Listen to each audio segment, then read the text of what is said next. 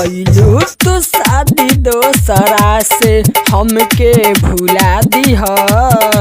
ओढ़नी कबो ओढ़बलू ना कफन ओढ़ा दीह। ओढ़नी कबो ओढ़बलू ना कफन ओढ़ा दीह। शादी तो कैलू दोसरा से हमके भुला दीह। ओढ़नी कबो ओढ़बलू ना कफन ओढ़ा दीह। ओढ़नी कबो ओढ़बलू ना कफन ओढ़ा दीह।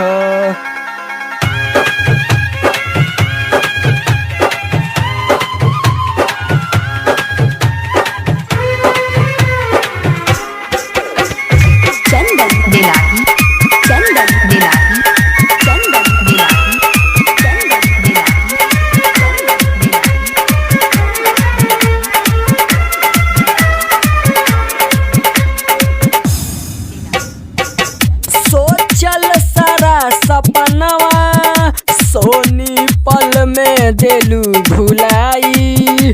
पियवा के संगे जाके गोरी हो गईलू हर जाई।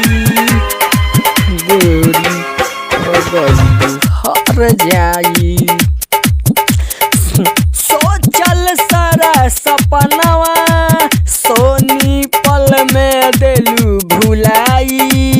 पियवा के संगे जाके गोरी हो गईलू हर जाई।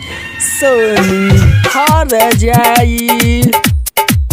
हाँ मारे तना जमाना मारे तना जमाना आके सच तू बता दीह। ओढ़नी कबो ओढ़बलू ना कफन ओढ़ा दीह। ओढ़नी कबो ओढ़बलू ना कफन ओढ़ा दीह।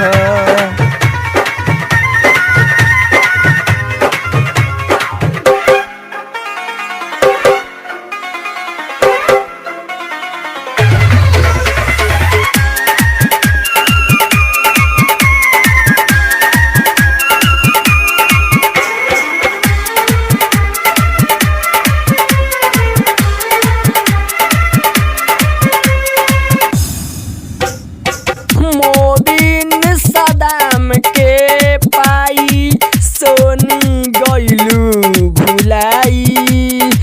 रे आज मुमताज के करे जा दिहलू तू रोआई। हाँ मोबिन सदाम के पाई सोनी गईलू भुलाई।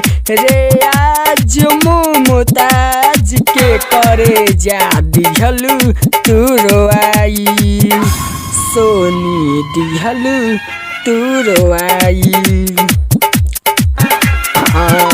राइटर महताब आलम के स्टाइलिश महताब आलम के कबर में सुला दीह।